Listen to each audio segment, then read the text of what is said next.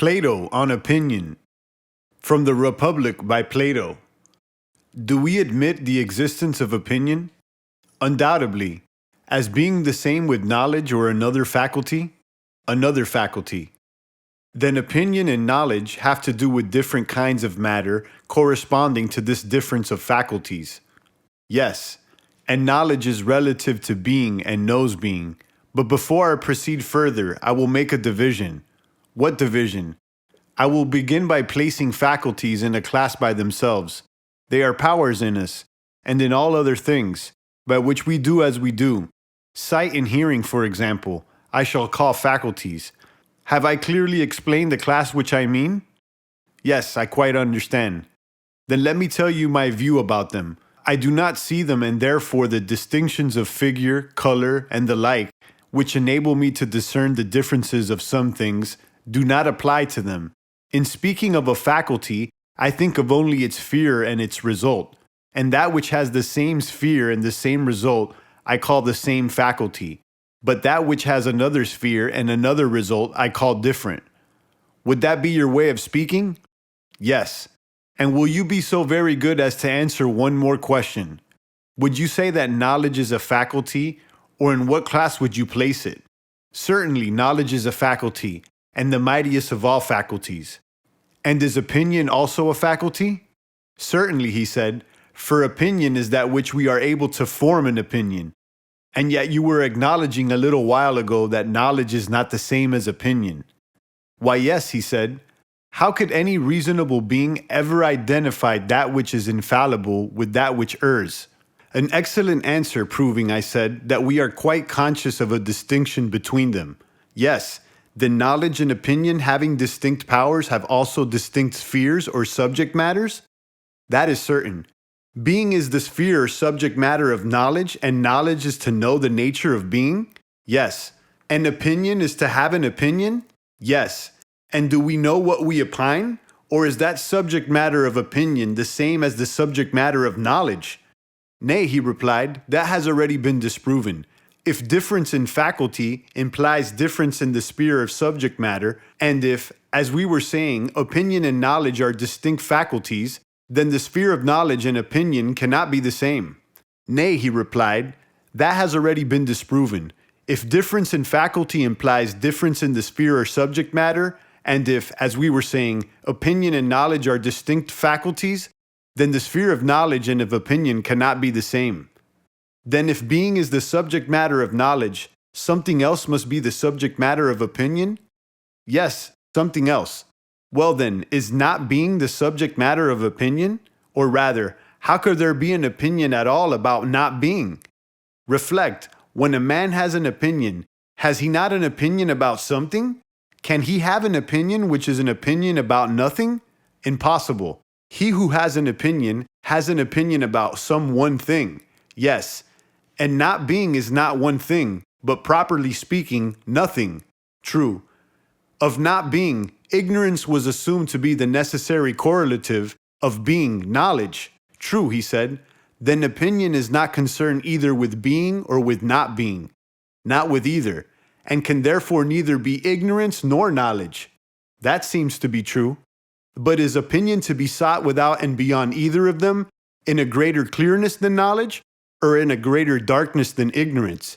In neither. Then I suppose that opinion appears to you to be darker than knowledge, but lighter than ignorance. Both, and in no small degree. And also to be within and between them? Yes. Then you would infer that opinion is intermediate? No question.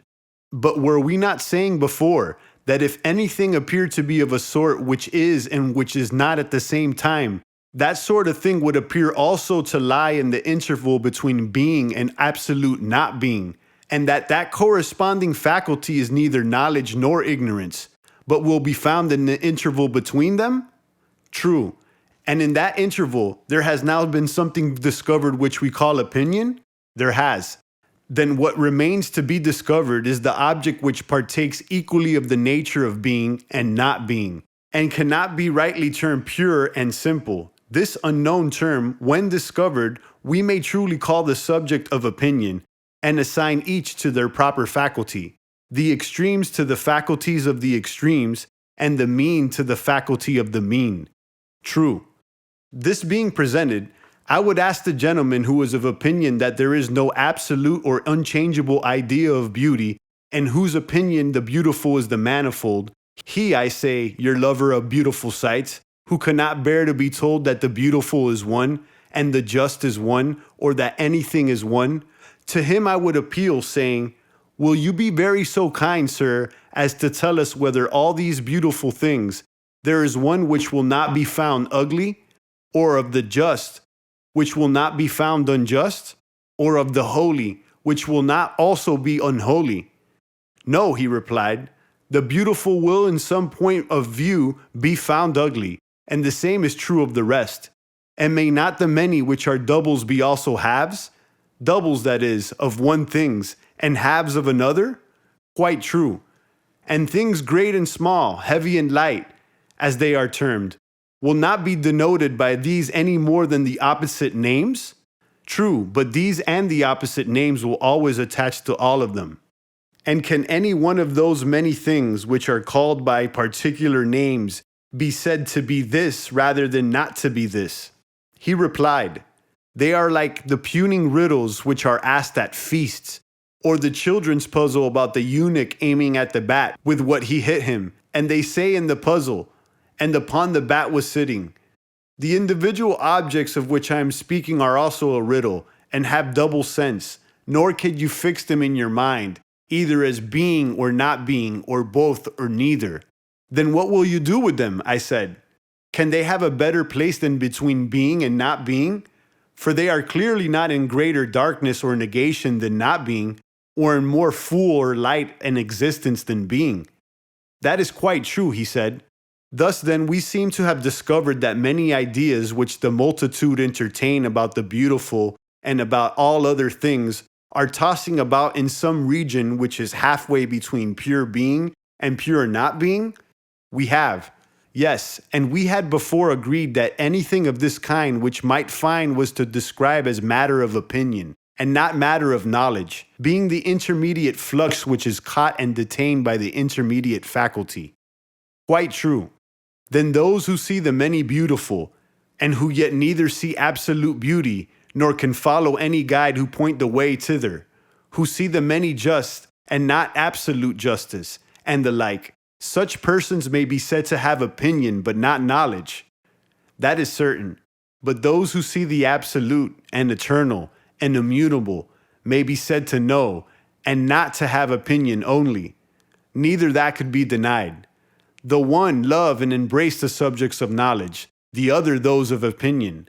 The latter are the same, as I dare say you will remember, who listen to sweet sounds and gaze upon fair colors, but will not tolerate the existence of absolute beauty.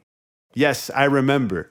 Shall we then be guilty of any impropriety in calling them lovers of opinion rather than lovers of wisdom? And will they be very angry with us for thus describing them? I shall tell them not to be angry. No man shall be angry at what is true. But those who love the truth in each thing are to be called lovers of wisdom, and not lovers of opinion, assuredly.